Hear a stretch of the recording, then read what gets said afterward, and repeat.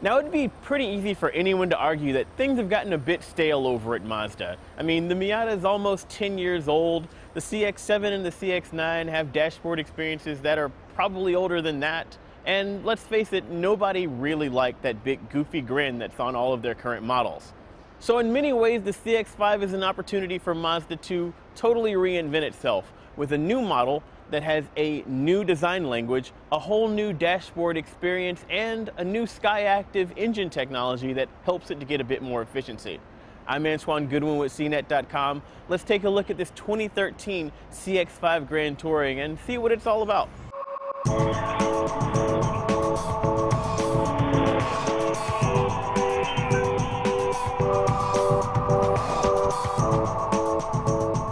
Underneath the CX-5's hood and powering the front wheels is a new Skyactiv G gasoline-powered engine. This is a 2-liter 4-cylinder mill. Now, we're usually not fans of plastic engine covers, but I mean, the blue paint on this one that indicates that this is a Skyactiv model is almost lickable. That's not really the important part, though. What is important is how the direct injection technology in here helps this engine to get 155 horsepower and 150 pound-feet of torque.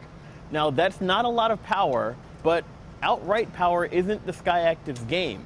What we're looking for here is efficiency.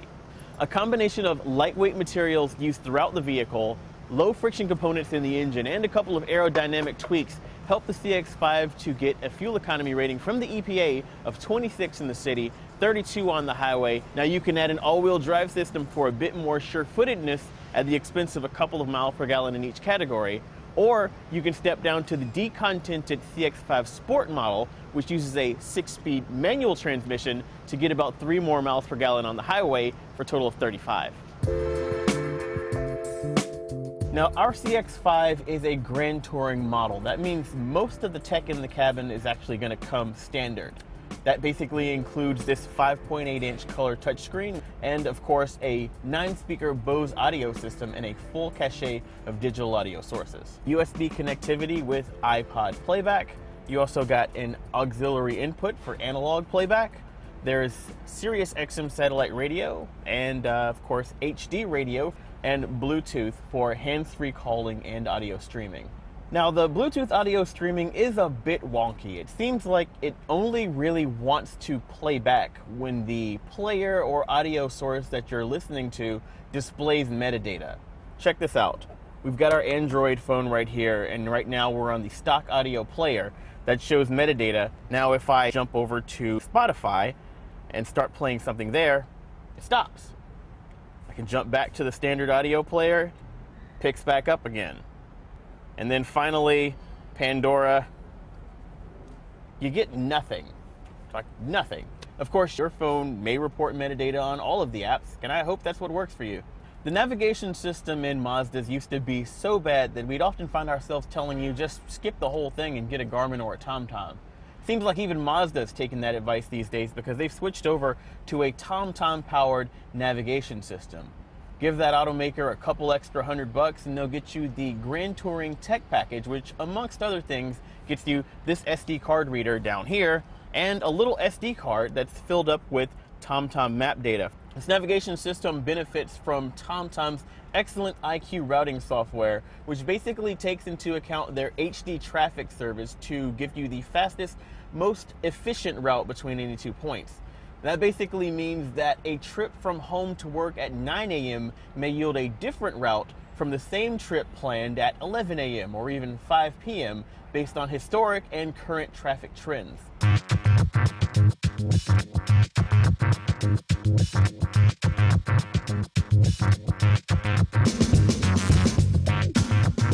Okay, so around town, the Mazda CX-5 is a little bit rougher than other vehicles in its class. That little bit of extra roughness kind of gives you the illusion that this car would have some sort of really good road handling chops. And I mean, at about regular around town, zipping down an off ramp, quickly cutting around a corner type speeds, it's not bad. Now, the biggest problem that I think a lot of people are going to have on their first outing with the CX-5 is that, well, 155 horsepower doesn't sound like a lot on paper, and it's not a lot of horsepower in practice. You're going to have a hard time just hanging on to 60 miles an hour without really dropping down into fourth or fifth gear. But the 6-speed automatic transmission actually isn't that bad. I mean, aside from its tendency to jump all the way up to 6th gear, thereby leaving you out of the power band, when you do actually need it to give you a little bit of extra get up and go, it is happy to downshift, and it'll drop down into 5th if you give it just a little bit extra gas, for those situations where you need to go uphill. And those shifts are crisp and quick, not really smooth and sluggish and loose like you will in a lot of other transmissions. The 2013 CX-5 starts at $20,695 for the basic sport model with its manual transmission that's going to get you the best fuel economy. Now, if you're even thinking about getting half of the tech that's available on this car, go ahead and skip the touring trim level and jump straight to Grand Touring, which is going to get you all of that for $27,045. Then go ahead and add $1,325 for the tech package, which gets you the TomTom navigation and HID headlights.